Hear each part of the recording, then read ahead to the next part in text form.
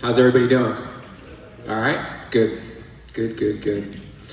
So, yes, I'm going to offer up my testimony for all of you today. And here's a couple things I want to do because I'm going to kind of position it like a beginning and a middle and an end, right? The beginning of that journey starts when I was just very young.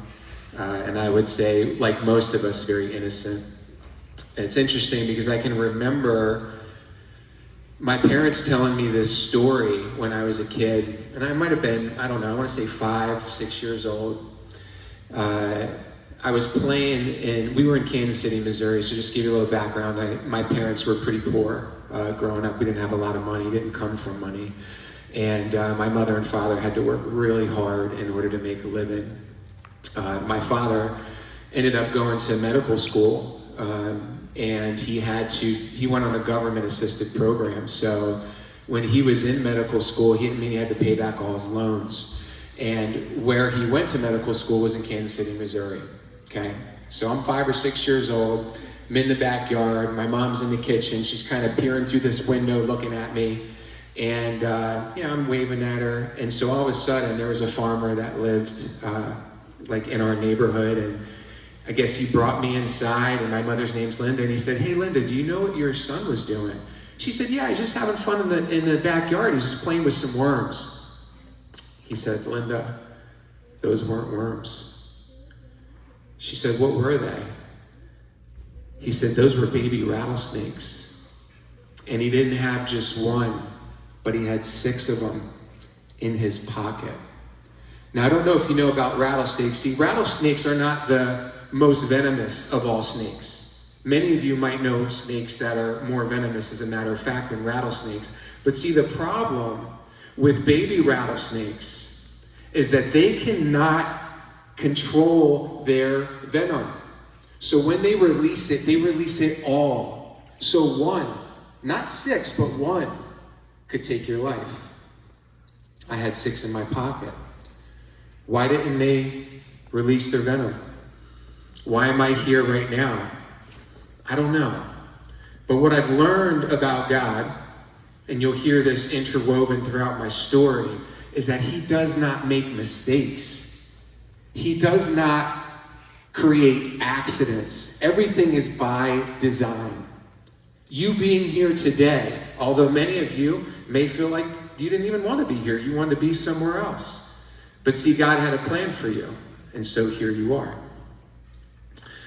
So here's what I've come to understand, and I'll read a couple things off my phone periodically. But the first one, I said we're going to start in the beginning.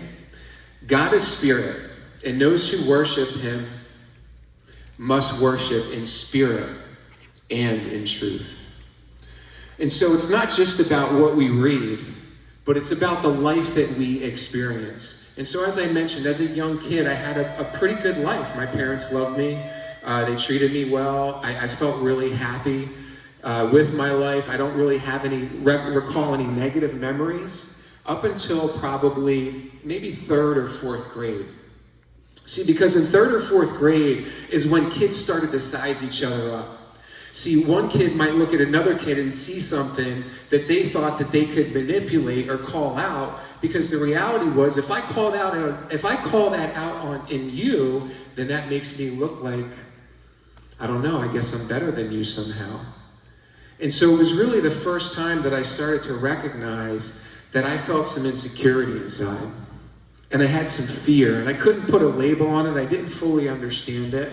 But I do remember, like in 3rd grade, my father was out of medical school. He was paying back his loans. The government gave him a few places that he could go to. And the place that my father chose was Bridgeton, New Jersey. And so in Bridgeton, it was a little bit probably tougher than maybe some of the areas around here. I don't know if that's still the case, but back then it was. And I remember this one incident. I was going to the bathroom. I asked the teacher if I could go to the bathroom. She's like, "Yeah, sure, go ahead." So I'm going to the bathroom, and these 3 kids are behind me. I still remember one of the kids' names. His name was Edison. I get pushed into the bathroom. I get thrown down on the floor, and I get jumped by 3 kids. And I couldn't to this day tell you why that happened. Why did they pick me? Why was I the one that they decided that they were gonna, be violent with? I don't know. But I do remember one thing. I remember I wanted to disappear. I remember in that moment that my fear was so great and so strong that the thing that I needed to happen in that moment was to disappear.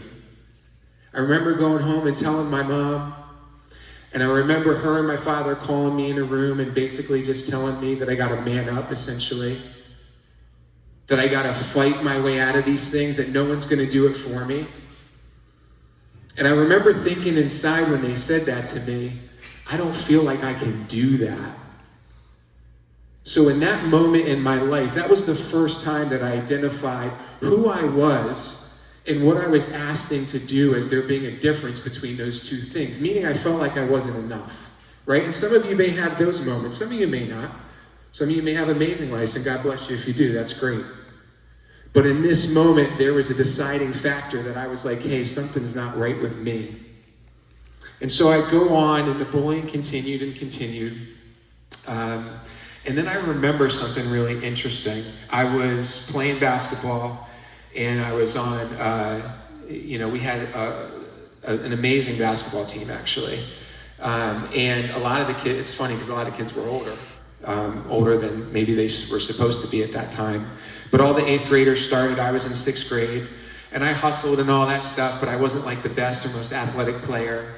And so one of our guys had got suspended the last game because he got into a fight. And so they're like, hey, Brian, you're in, and you're going to cover their point guard, and you have to shut him down. If you don't shut him down, we don't win, and we're going to the championship. So I went out there, and I did everything I could, and I ended up shutting him down. But like midway through, I'm like, I can't get my air, and I don't even know what's going on. Well, it turns out that I had anxiety, and what was happening was I was having a panic attack. But see, back then when I went to school, they didn't really know what anxiety was. So nobody could identify it.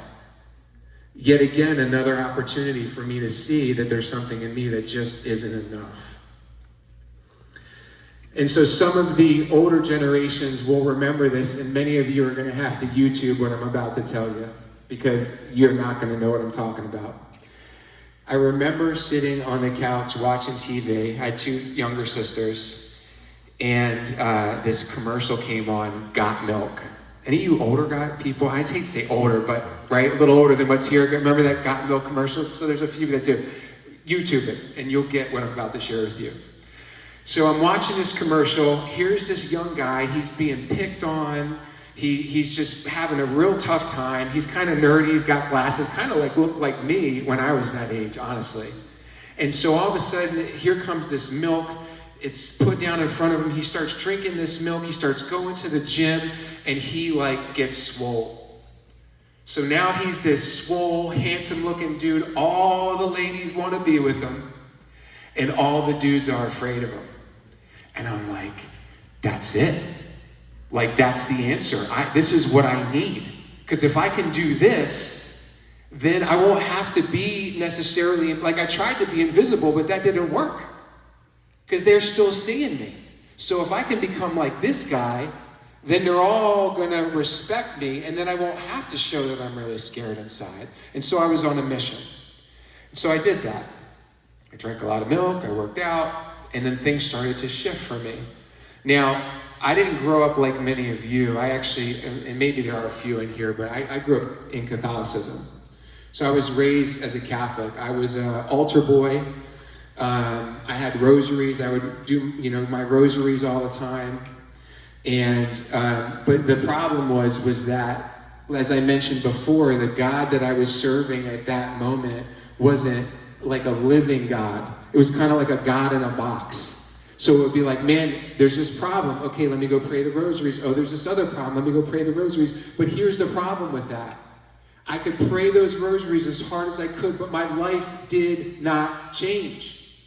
I'm like, God, don't you hear me?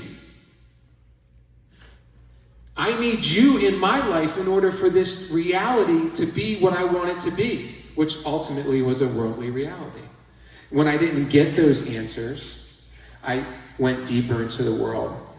And so here's what happened. So fast forward, I'm in 8th grade at this point, and the baddest dude in school, his name was Aaron. It's crazy how I still remember this. I'm a lot older than many of you probably even think I am.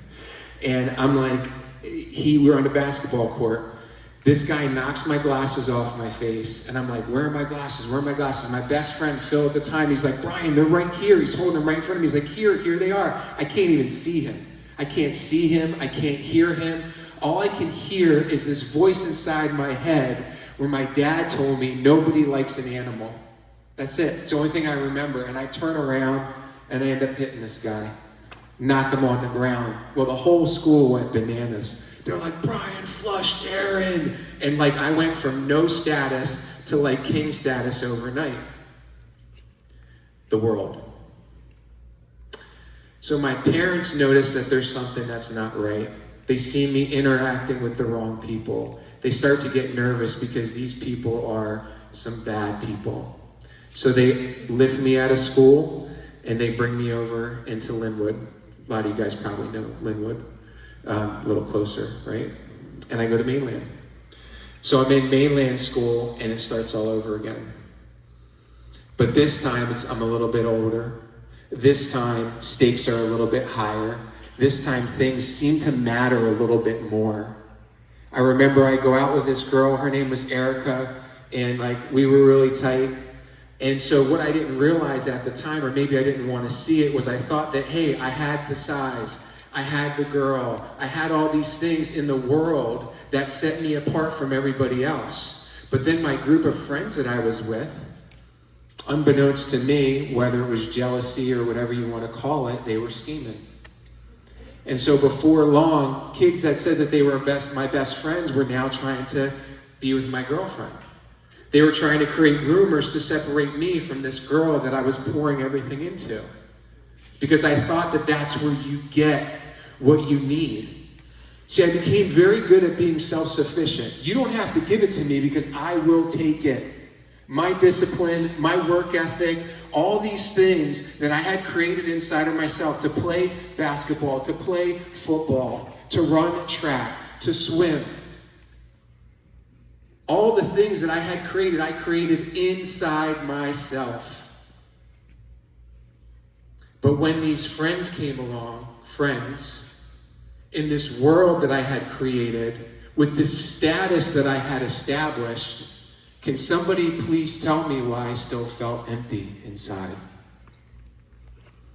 And then when those friends disappointed me, when they betrayed me, when I lost the girlfriend, right? Then I said, I gotta double down and go deeper because deeper's the answer, right? This void that I feel I need to fill.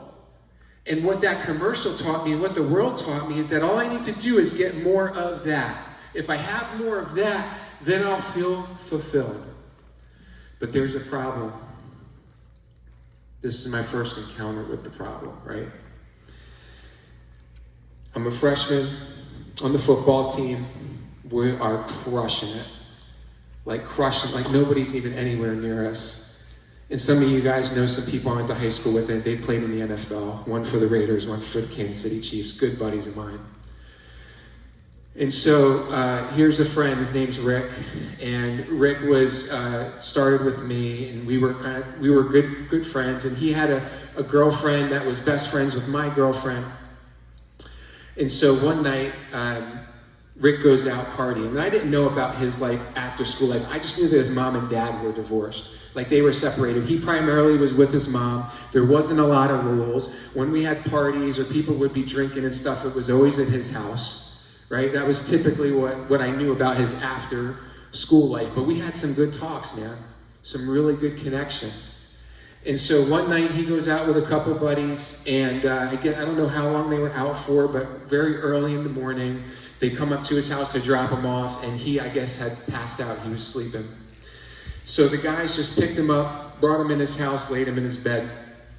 And then his mom came in the next day. And she went to wake him up for school, like many of your moms probably do. There was a problem this morning.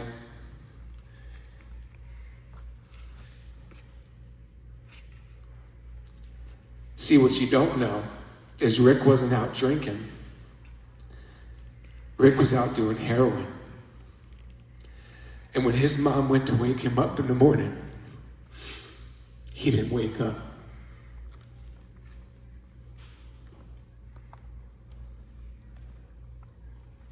You don't ever want to experience something like that. Not as a parent, not as a friend. And that was the first reality where I started to understand that this thing that I had sowed into and bought into of the world, remember, to not be invisible. Like, I wasn't a bad kid. I was a good kid. But the world made me feel bad. And so I wanted to be invisible. And when invisible wasn't enough, then I needed to become of the world. Because if I could become of the world, then those people that were making me feel small would stop making me feel small. And that's how the enemy works. So this brings me to the second part of the story. If I can read this.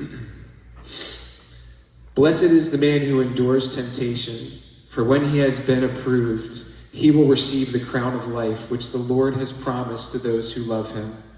Let no one say when he is tempted, I am tempted by God, for God cannot be tempted by evil, nor does he himself tempt anyone, but each one is tempted when he is drawn away by his own desires and enticed. Then, when desire has conceived, it gives birth to sin, and sin, when it is full grown, brings forth death. Do not be deceived, my beloved brethren. Every good gift and every perfect gift is from above and comes down from the Father of lights, with whom there is no variation or shadow of turning. I prayed harder. I went deeper. I took, in the summertime, I remember my great aunt and I used to go to the church at 6 o'clock in the morning, and I would be there praying with her, and all the old ladies would be around, and they would turn to my great aunt and they'd be like, hey, how are you getting him here? And she's like, I'm not doing anything. He's coming on his own. See, I had a hunger for the Lord because I made a connection and understood the world's not giving me what I need because it's filled with lies. Because if it wasn't filled with lies, then one of my best friends would still be here today, and maybe he would be telling his story. But I was clear. And see, the interesting part about being in Catholicism is once I got to a certain place, I had reached out to enough people, I had asked enough questions, here's the response that I got. Hey, Brian, you sound like a Baptist. I'm like, a what? They're like, you sound like a Baptist. I'm like, what does that mean? What's a Baptist? Like, is that a division within a Catholicism or something? They're like, no, that's another denomination. So then I went out into the world because I was rejected by the place that I was looking for the answers that I understood that the world couldn't give me. But the organization that I was affiliated with felt like I was, I don't know, too on fire, too much spirit, too much something, or not enough of something. So I went out into the world. And I looked everywhere. And I pushed every envelope. I read books you guys can't even pronounce. But it was all the wrong place. But see, here's the thing about Jesus. And this is like, to me, is the ultimate, right? Man, he loves you. Whether you know that you've been chosen or you don't, whether you think that it's like, oh, this is not for me, or these Christians or whatever, or however your view is. See, it doesn't matter with Christ, because once Christ has claimed you, it's over. You do not stand a chance. Once he has called you by name, that's it. And so fast forward, okay, now we're walking into me starting to discover Christianity. I come back to God, so I went all the way around. I traveled all around the world. Now I come right back. Boom. I'm at a convention. We had just raised a bunch of money for this church, but it was business related. And we were very excited about it.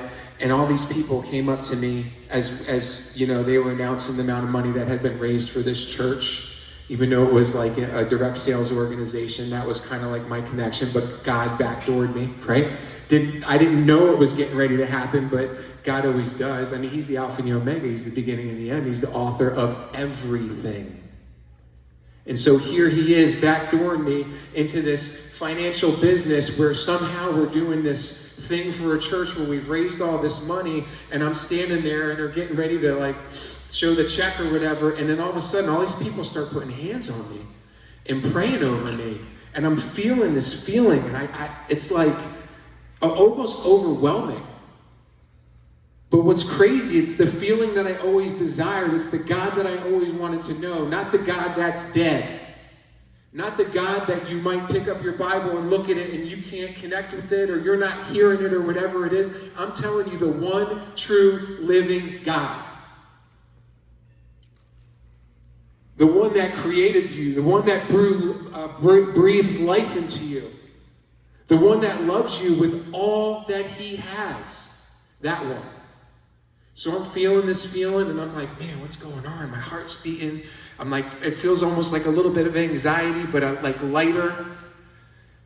And then there's this altar call, this opportunity to come up and give my life to Jesus. And I didn't really even know what that was. But I knew that whatever was being said, that I was like, it was like there was a hook inside of me, and it was just pulling me to the front.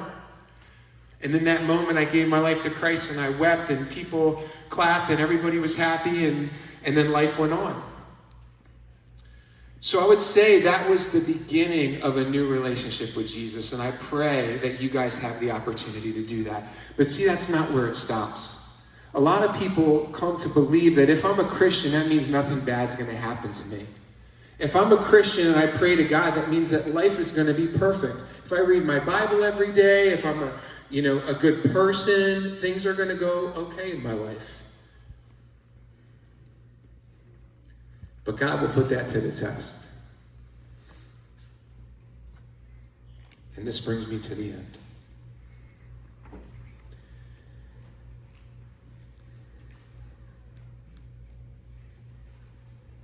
And he said, naked I came from my mother's womb, and naked shall I return there.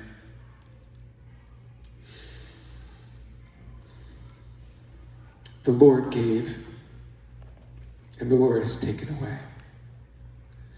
Blessed be the name of the Lord. That's Job.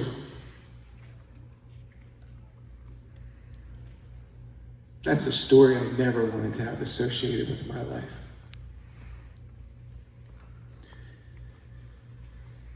So I'm married, I have 4 boys, 21, 17, 11, and 9. 2 of them go here.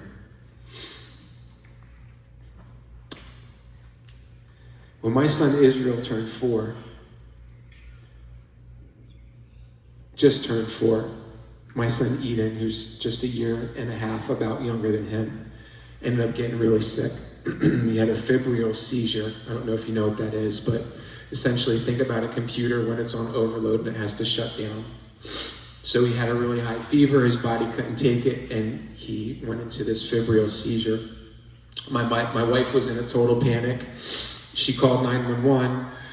They were sending an ambulance over, but he was turning blue, and so she was really worried that he was gonna die, so she grabbed him, my little son Eden, in the car, and then the cops were coming down the street, and actually a cop took Eden at the time, so he would be 2, and put him on a sidewalk, turned him over on his side, and started giving him CPR, saved his life, actually. But whatever that sickness was, my son Israel got it. And so for, I want to say probably 10 to 12 weeks, this is not an exaggeration, week after week after week, whatever was going around in the school, and you guys know how this works, right? When somebody gets sick, all of a sudden there's like 20 people missing, like everybody gets whatever's happening. That's what was going on with Israel, but it was happening to him every single week. So for 10 weeks or more, every week I'd bring him to the pediatrician. Every week we'd end up in urgent care, usually around 2 or 3 in the morning. And every week I would either have him in the shower with the steam running to decongest him, or I would have to put him, now imagine, right? 4 years old, think of the context, just a little child in a bath and drop ice cubes in there to try to lower his temperature. Because we had been to the emergency or urgent care, we had been to the doctors, and they keep telling us that it's just a local thing that's going around. There's nothing else we can do. So by week 6 or 7, I go into the pediatrician's office and I'm like, look, this is nonsense.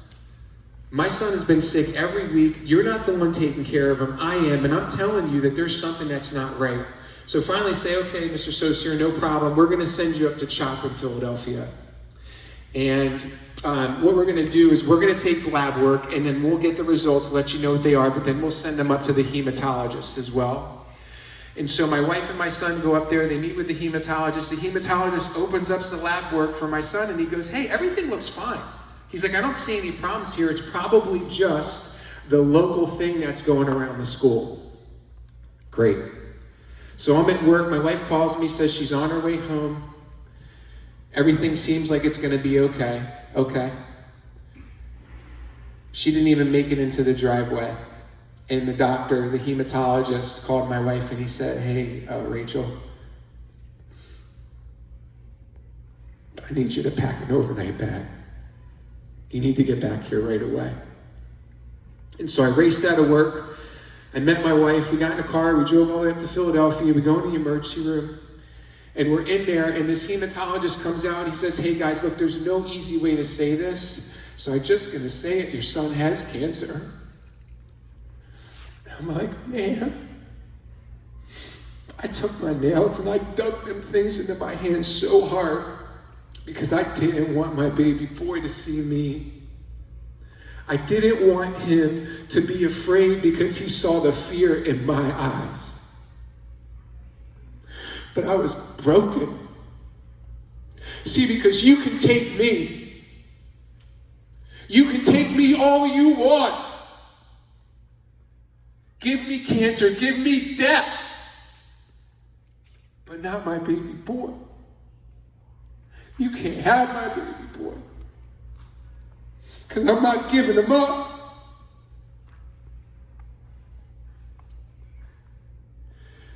And so here we are in this hospital. We have no idea what's going on. It takes them 9 hours to get us up in the pediatric oncology unit, and as soon as we walk up there, there's all these little kids, these little babies, all bald, all hooked up to these torture machines with chemotherapy and steroids and everything that you can never imagine in your life. You haven't had a bad day. And I'm not judging you, but I'm telling you, man, when you walk in that place, it turns you. It makes you different. You know there's an enemy in this world, and you know he's coming after you, and you know he wants you. Because how can these little babies be up in here like this? What did a 2- and a 3-year-old do to deserve that type of torturous treatment? So the doctors come in. We got like 17 people that are part of our team, and they're like, listen, we don't know how bad this is, but we're going to bomb it with everything we got. He's going into surgery tomorrow morning. We don't know if he's going to live or die. And man, I thought I was strong. My whole life has been about building up strength in myself to be able to take on whatever's put in front of me. And right across the hall from where we were, so this is our room. There's this room right across the hall. It's called the quiet room. And I walk in there, and there's a phone in the middle of the room. It's pretty small. I get on the phone, and I call my mom. She calls my grandma. And I couldn't even see. I fell on the floor. I mean, I barely remember it. Like I was just weeping like a baby. Because it was the only time that I could mourn my son. See, because I couldn't show it to him. I had to be his strength. I couldn't show him that I was like beyond worried for his life. And so I wept and I wept. My mom wept. My grandma wept. We prayed. I've never wanted anything more in my life than for my son to live. I mean, desperation doesn't match what I wanted for my son. But I couldn't give that to him And I couldn't take it from him. I was just in this place of like, what do I do? And so Israel went through this treatment. He ended up getting a spinal tap. Many of you mothers in here will know what that is. He also got a bone marrow chip, a bone marrow extraction, tons of steroids, tons of chemotherapy. And man, when they brought him back in the room, I didn't even recognize him. I'm like, what did you do to my boy? See, because Israel, when you see pictures of him as a baby, he was an angel. He had this beautiful, curly, flowing hair. Everybody just gravitated towards him. It didn't matter who it was or where we were. They all always gravitated towards Israel. And you took my baby and you destroyed him. I couldn't make it make sense. No matter how hard I tried, no matter how hard I prayed, no matter what I read, no matter who I talked to, it just didn't make sense in my mind.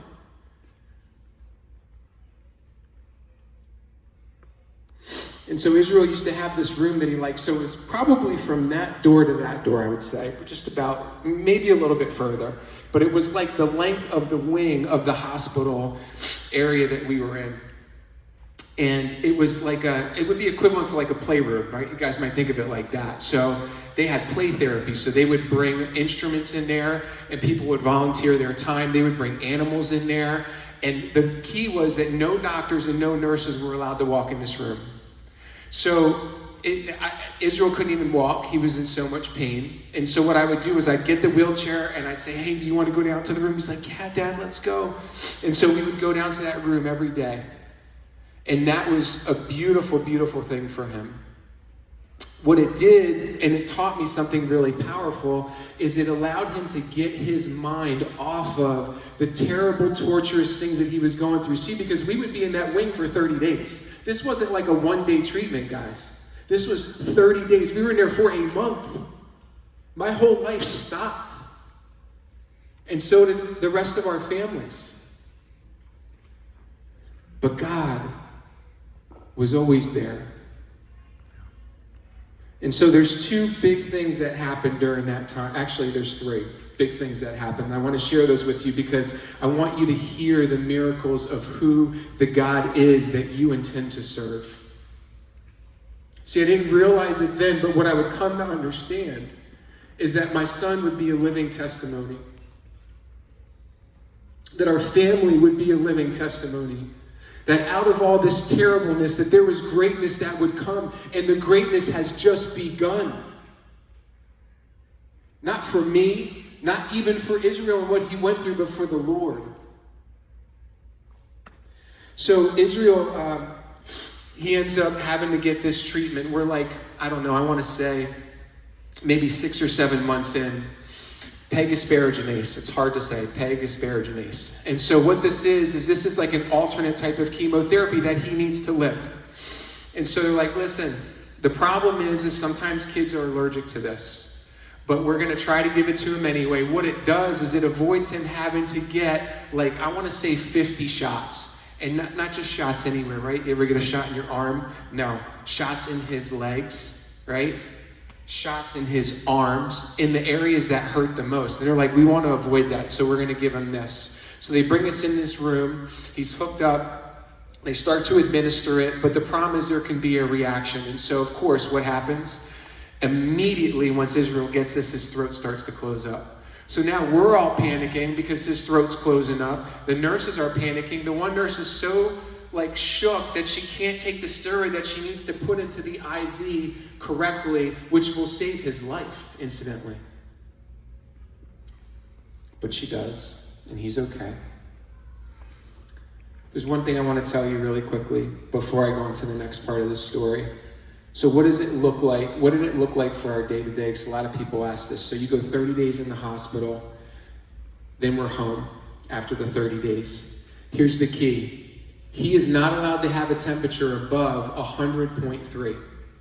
If he has a temperature above 100.3, we have 60 minutes to get him to the hospital. Now, we are literally 60 minutes away from the hospital. which means I have to go 80, 85 miles an hour to get us there on time, because they have to give him this massive antibiotic, because there's a danger of it going to his heart, and if it goes to his heart, he dies. So amongst everything else that we're dealing with, we also have this thing. Well, guess what? The first year, every week, Israel had a temperature of 100.3 or higher. My wife and I, what we did was we packed bags by the front door. We would call the neighbors next door, because I have 3 other kids, and they would come over and they would watch, they would be asleep because usually it's 1 or 2 in the morning. And so here they are. And then I call my parents as we're out the door and say, Mom, Dad, I need you guys to come over. They're in Ocean City. They would drive over to our house, relieve our neighbors. Our neighbors would go there. Meanwhile, we're up praying to God that Israel's going to live once a week for a year. The whole time Israel would cry on the way up, Daddy, please don't make me go. Daddy, I don't want to get another needle. Daddy, please don't let him poke me. Do you understand what that's like as a parent? I told you I would die for my whole family. But in this moment, in this instance, I would die for my son. But I didn't get that option. So fast forward. Now we're at a point where it's Christmas, and Israel goes neutropenic. Neutropenic means his ANC count dropped to very dangerous levels. Now, what is your ANC count? That's your white blood cells. So your white blood cells are the things that fight off disease. And so his neutrophil count drops. So we got to rush him to the hospital again. The problem is that Christmas is right around the corner. As a matter of fact, Christmas is like 3 days, 4 days away. The wing that they put us in was a wing specifically designated for bone marrow transplants. Bone marrow transplants are very dangerous. You must make sure there's no bacteria. There can be no disease at all. Because in that place where you're having a bone marrow transplant, you cannot fight disease. And Israel was here in this wing with these kids. To show you what that looks like, when doctors and nurses come into the room, they have to be fully garbed from head to toe, masked, the whole 9. When they leave the room, they take those things off and put them in the trash, and every time they re-enter, they put them on again. We could have nobody in the room with us. Because of the time in which we went up there, we said, hey, listen, we should probably bring like a Christmas tree and a couple gifts or something, because we're right around that time. We have no idea what's going to happen. So Israel's neutrophil count, which an average neutrophil count, I want to say, is probably around 2,500. So 2,500, 2,600, something like that. It could be a little low, I'm not sure. But here's what I want to tell you. It went to 0. 0. And the nurse came in, and I talked to her privately. I said, hey, I got 3 boys at home. I'm like, what's the likelihood of us going home on Christmas? She says, probably not going to happen. I said, all right. So it's the number that he needed to reach would be like 400%, four times what it was at 0, right? And so I look at my wife, I'm like, gotta call the kids, hey, listen, we've arranged for Santa to come later. He's gonna visit us later on. So the kids knew, Israel knew, we're all there together. It's like 2 o'clock in the morning, Christmas Day. Nurse comes in, and she wakes me up, and she says, hey. I'm like, what's going on? Is everything okay? She's like, yeah. She got tears in her eyes. She's like, you're not going to believe it. I said, what? She said, you get to take your baby home for Christmas. His neutrophil count jumped 400 points. She goes, this is a miracle. This does not happen. I woke Israel up. I said, we're going home for Christmas. You get to be with your family. Man, that was the best Christmas we ever had. Walked in that door. My parents were there. His brothers were there. His little bald head.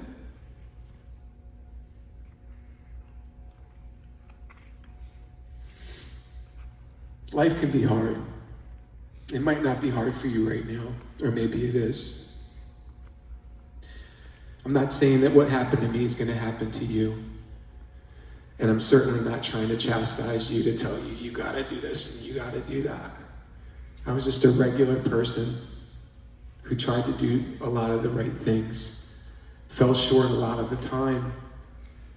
But when I needed God the most, man, did he come through. And so what I want you to take away from today is to just understand that you are not alone. And I'm going to end with this, if I can read it. Jesus answered and said to her, "Whoever drinks of this water will thirst again. But whoever drinks of the water that I shall give him will never thirst. But the water that I shall give him will become to him a foundation of water, springing into an everlasting life." Last story.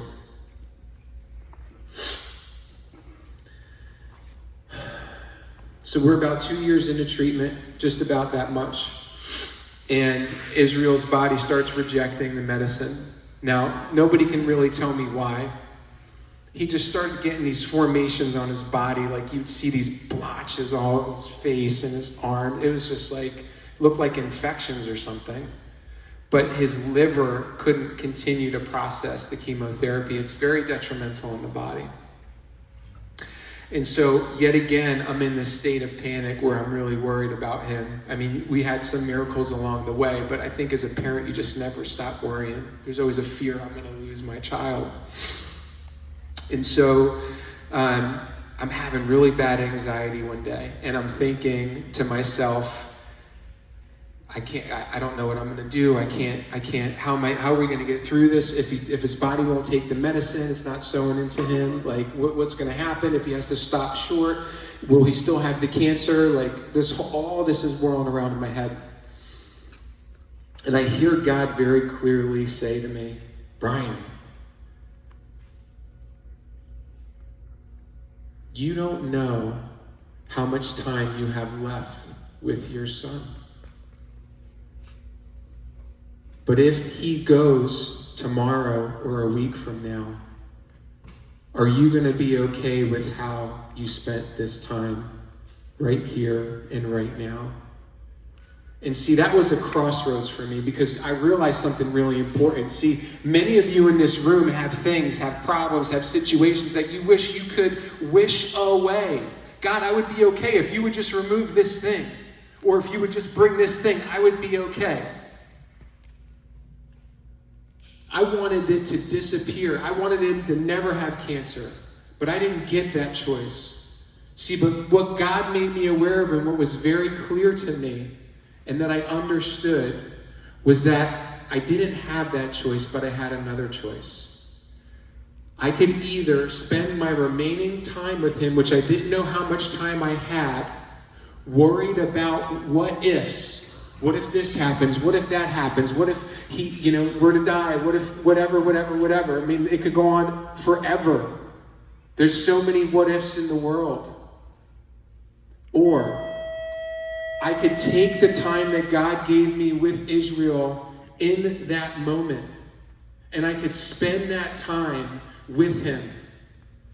Because then if he were to pass away, I wouldn't be living in regret thinking, I wasted all this time worrying and I should have spent all this time with my son.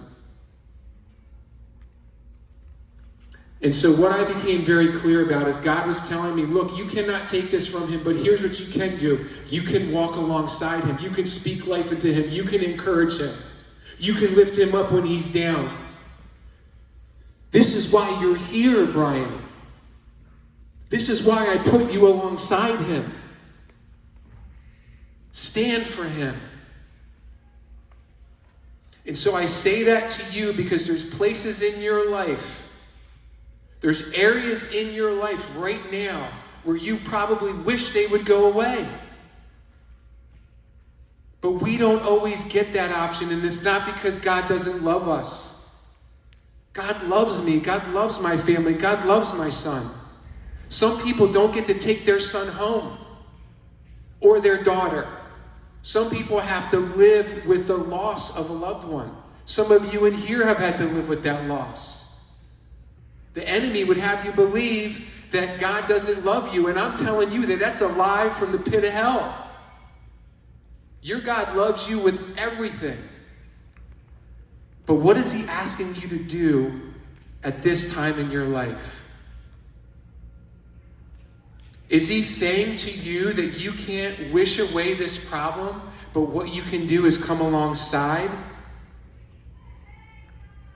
Because whatever God is asking you to do, here's what I'm very clear about. He has given you the tools. He has given you everything you need in order to be able to walk in who he's called you to be. Don't listen to the enemy, no matter how bad it gets. Don't listen to what the devil wants you to believe that's untrue about yourself, like I did when I was a little kid. Because there's a meaning for everything. God doesn't make mistakes. He doesn't make accidents. And no matter what you're walking through, no matter what your home life looks like, no matter who your friends are, all of that doesn't matter. What matters is your God in heaven. See, even as a parent, as much as I love Israel, he's on loan. God has allowed me to be his father, but he is not mine. And that was the most difficult lesson for me to understand. So I want you to ask yourself, who has God called you to be? Where are you trying to run away from a place that God put you for such a time as this? Stand strong in your faith. Be like Israel. He went through torture, but he never lost that smile. Don't let the enemy take your joy. Ever. Thank you. Appreciate it. Love you guys.